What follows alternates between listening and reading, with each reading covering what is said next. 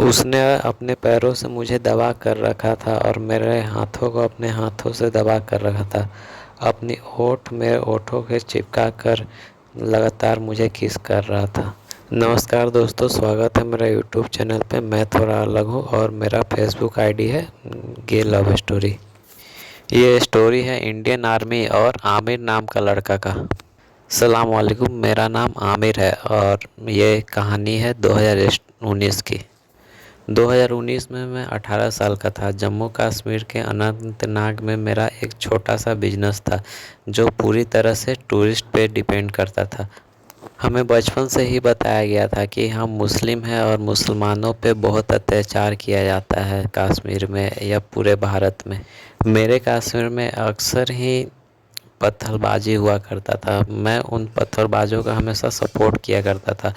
अब बीजेपी की गवर्नमेंट को तो मैं देखना नहीं चाहता था। जब से मोदी ने गवर्नमेंट फॉर्म किया था तब से मुझे एकदम दिल से उनसे नफरत थी। इंडियन आर्मी को जब भी देखता था तो ऐसा लगता था कि ये यहाँ क्यों है, ये मेरा कश्मीर है, इनका यहाँ क्या काम है। हमें लगता था कि जो हमें पढ़ाया जा रहा है वो सही है, लेकिन हमें गलत पढ़ाया जा रहा था। हमें शुरू से ही पढ़ाया जा रहा था कि इंडियन आर्मी हम लोगों पे अत्याचार कर रहा है, जबकि उन पे पत्थर हम ही लोग फेंका करते थे। पता नहीं क्या हो रहा था। वो जुलाई का महीना था, पूरे कश्मीर में डिप्लॉयमेंट हो रहा था आर्मी का। कुछ समझ में नहीं आ रहा था आखिर क्या होने वाला है।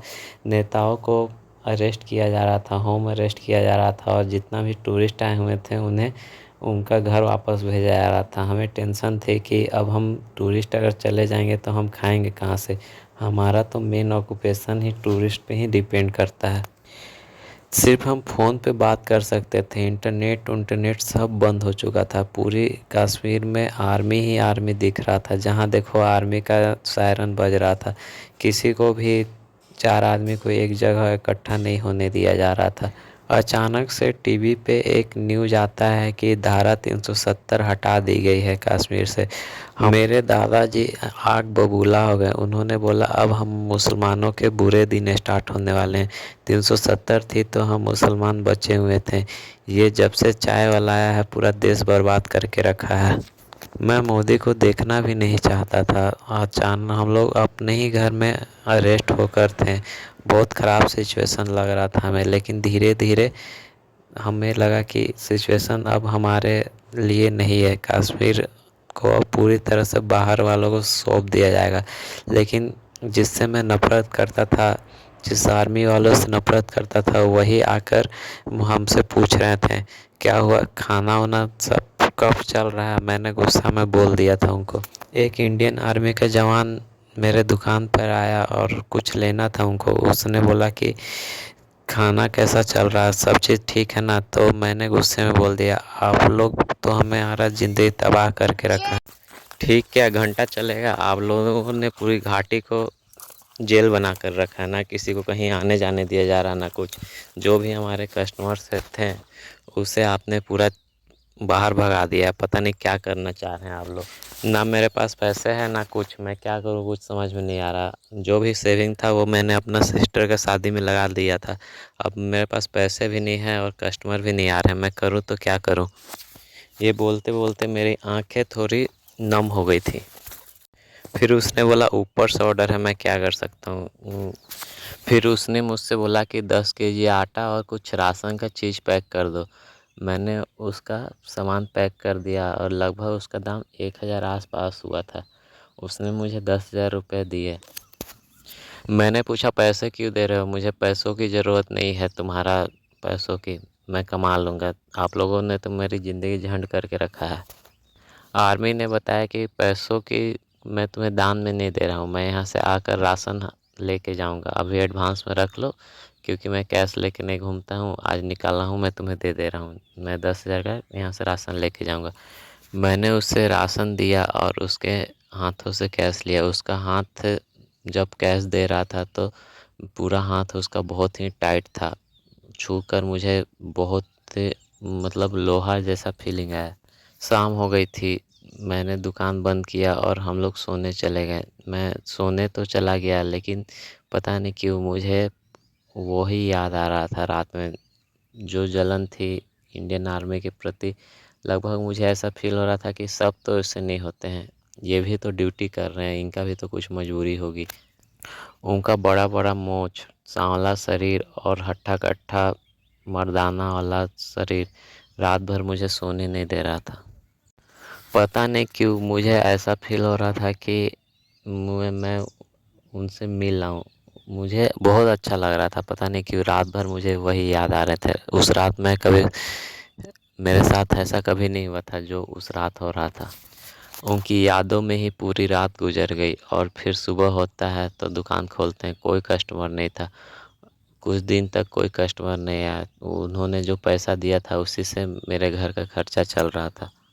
घर के पास घाटी में कुछ गोली चलने की आवाज़ आ रही थी। हम लोग घर में छुपे हुए थे। कुछ मिलिटेंट हमारा घर में आया और मुझे उठा लिया। मेरी मम्मी रो रही थी, छोड़ दो मुझे बेटे को, लेकिन वो कुछ नहीं सुने।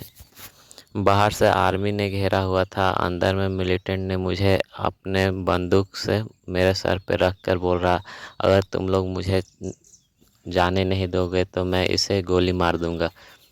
मैं पतला दुबला लड़का, उसके सामने मैं कुछ नहीं कर पा रहा था। सामने इंडियन आर्मी के कुछ जवान थे और पीछे मेरी माँ चीखती बिलखती हुई थी और उसने मेरे सर पे बंदूक भिड़ा कर रखा हुआ था। साइड में वो ही लड़का था जिसने मुझे सुबह 10,000 रुपया के दिया था, उसका नाम रुपेश था। उसने अचानक से गोली चलाई और जिसने मुझे पकड़ कर रखा था वो मर गया और पूरे घर में खून हो गया। मम्मी दौड़कर मेरे पास आई और मुझे गले लगा ली। ऐसा लग रहा था कि मुझे नई ज़िंदगी मिल गई। इनकाउंटर के बाद पूरे घर में खून फैला हुआ था। तभी इंडियन आर्मी के एक जवान ने रुपेश को बोला, तुम एक काम करो, तुम यहीं रुक जाओ इनकी सुरक्षा के लिए, हो सकता है आतंकवादी फिर आए। आज तक हमने अपने घर में कभी इंडियन आर्मी को घुसने नहीं दिया था, लेकिन आज उन्होंने मेरी जान बचाई और इससे मेरे घर वालों को लगा कि हाँ, आज रुकने ही देते हैं, ऐसा ना हो कि फिर आतंकवादी घुस जाएं और फिर दिक्कत हो। रुपेश मेरे घर पे ही रुक गया।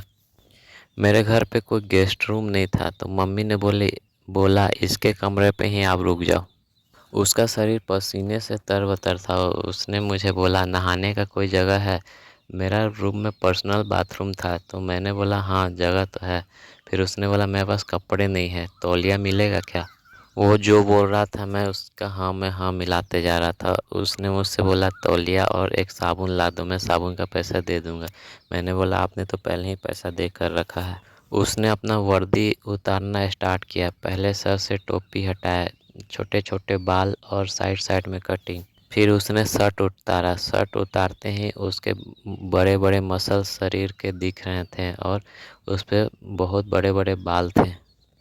फिर उसने पैंट भी उतारा। पैंट के अंदर भी उसके जांघों पे बहुत बड़े बड़े बाल थे। मसल भी बहुत टाइट था। फौलादी बदन, मर्दाने पसीने से तरबतर और बारूदी सुगंध और उसके पसीने से मेरे पास आ रहे थे और ऐसा लग रहा था कि मैं काश उसे टच कर सकूं। मेरे नज़र उसके यहाँ से हट ही नहीं रहा था।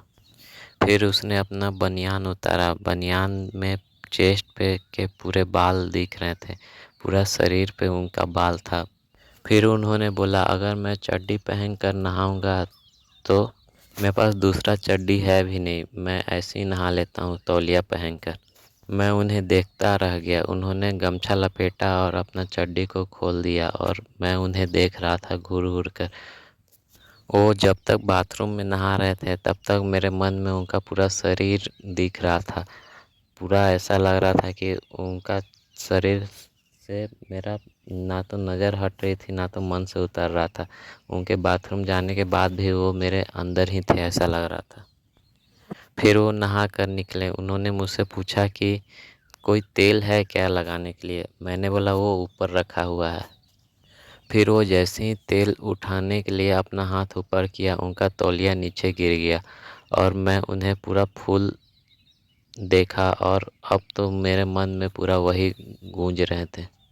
उन्होंने तुरंत तौलिया उठाया और लपेट कर मुझसे बोले, सॉरी, वो गलती से तो तेल उठाने के चक्कर में वो गिर गया। मैंने बोला कोई बात नहीं, वो होता है, आप भी तो लड़के हैं, मुझे कोई दिक्कत नहीं है। मम्मी ने खाना भिजवाया। आज कुछ खाना स्पेशल बना था क्योंकि आज मेरा जान किसी ने बचाई थी और वो मेरे साथ था। हम दोनों खाकर सो गए। उन्होंने खाने के बाद बोला कि मैं तौलिया जब पूरा बदन सूख जाएगा तो खोल कर मैं अपना कपड़ा चेंज कर लूँगा, तब तक ऐसे ही बेड पर लेटा हुआ हूँ। उन्हें कब नींद आ गया पता ही नहीं चला। वो सो गए और मैं उन्हें ताकता रह गया। रूम में हवा चली और उनकी तौलिया हल्का सा हट गया और उनका जांघ पूरा साफ साफ दिख रहा था।